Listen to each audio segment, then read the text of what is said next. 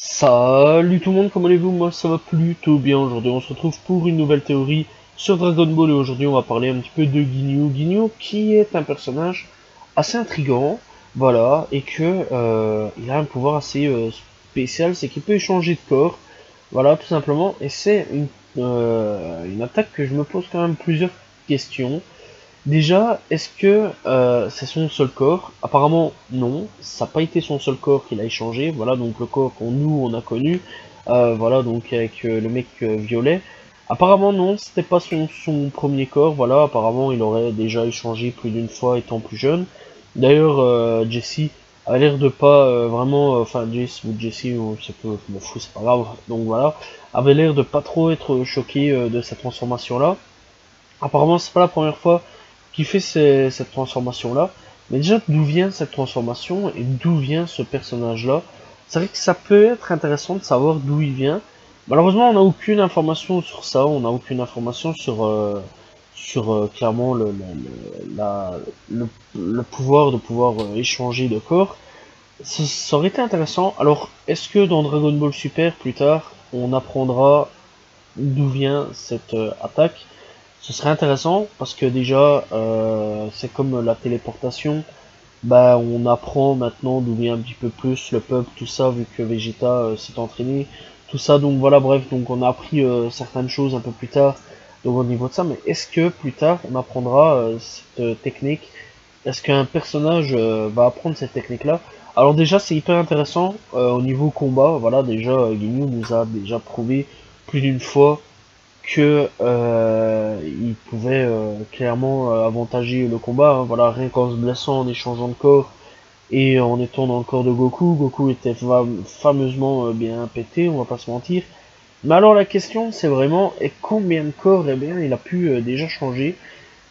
Eh bien plus d'une fois, on peut comprendre que donc dans les databooks qu'il y a eu, il avait déjà changé étant plus jeune pour être sur un personnage assez beau et riche, voilà, pour avoir un petit peu la richesse, tout ça. Seulement ça lui a pas plu, il a préféré le combat, donc il a rééchangé de corps, apparemment, pour être dans un personnage beaucoup plus puissant. Et apparemment, à chaque fois qu'il trouve un personnage bien plus puissant, il a l'air de changer. Malheureusement, on n'a pas les comptes complets, mais ça fait déjà à peu près 2 à 3 fois, clairement. Donc voilà un petit peu là-dessus. Donc il y avait son premier corps normal, où il a appris la technique. Son corps pour être une personne plus riche, puis une personne un peu plus puissante. Et après, il a changé de corps au fur et à mesure. Et on a, après Sangoku, on a une tentative sur, enfin, il y a eu Bulma, il y a eu la grenouille, il y a eu, puis le dernier avec Dragon Ball Super, avec le type, je sais plus vraiment comment il s'appelle, c'est pas grave. Voilà, c'est quand Freezer s'est ramené où il échange de corps. Mais clairement, ouais, il y a déjà à peu près, on fait les comptes, 7 à 8 personnes. Mais est-ce que il y a déjà eu d'autres personnes plus avant? C'est la question que je me suis déjà demandé. Et clairement, déjà 8 personnes, je trouve que c'est déjà exceptionnel. Et aussi, est-ce qu'il peut échanger de corps avec une personne comme Beerus, par exemple? Ce serait très intéressant à savoir, en fait. Et clairement, est-ce que cette évolution-là peut aller beaucoup plus loin, peut aller vraiment beaucoup plus loin en termes de ce pouvoir-là? Est-ce que ça peut évoluer en termes de choses? Est-ce qu'on peut aller beaucoup plus loin en fait en termes de pouvoir? Est-ce qu'on peut, bah déjà Freezer, je pense que oui, c'est déjà une grosse approche, voilà.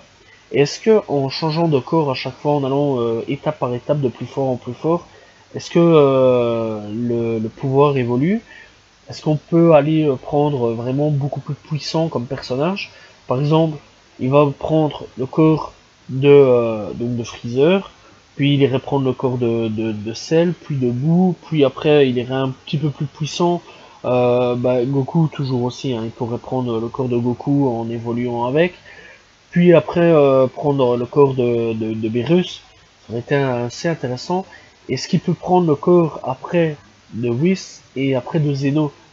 C'est la question que je me pose, et franchement, est-ce que ces pouvoirs-là peut aller jusqu'à un point où il deviendrait clairement bah, le dieu, voilà, le dieu suprême, rien d'autre à dire.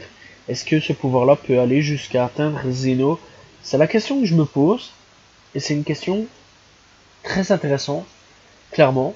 En fait, c'est une question qui pourrait vraiment tout changer à ce niveau-là, et il y aurait clairement un point faible pour Zeno, et clairement, ouais, c'est vraiment un pouvoir qui pourrait être très néfaste pour beaucoup de gens et très dangereux.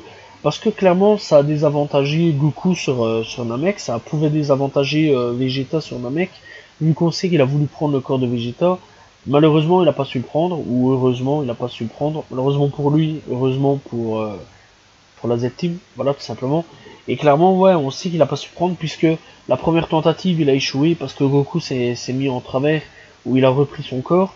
La deuxième tentative, c'est une grenouille qui a mis, tout simplement, qu'il a pris le corps. Donc voilà.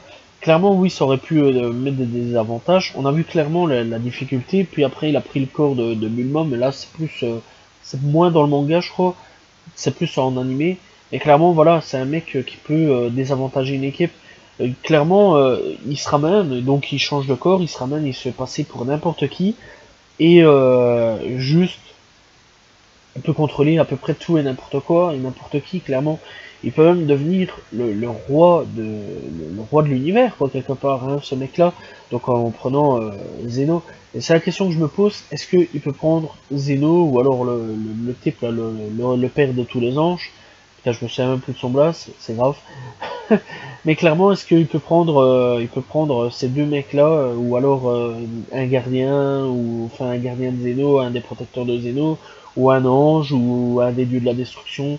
C'est la question que je me pose, et clairement, est-ce qu'il peut faire évoluer aujourd'hui son attaque à un point suprême où il serait intouchable? C'est vraiment une grosse question que je me pose, et c'est pour ça aujourd'hui que on théorise un petit peu là-dessus, clairement, voilà. Donc voilà, n'hésitez pas un petit peu à répondre au niveau de la théorie. J'espère que vous avez apprécié cette théorie, voilà, tout simplement, qui est le mélange un petit peu un personnage de Dragon Ball Z et Dragon Ball Super. Voilà, j'espère que vous avez apprécié cette théorie. N'hésitez pas à commenter, liker, partager, tout simplement. Je réponds toujours aux commentaires. Je vous dis à demain pour une nouvelle vidéo. Salut tout le monde, ciao ciao.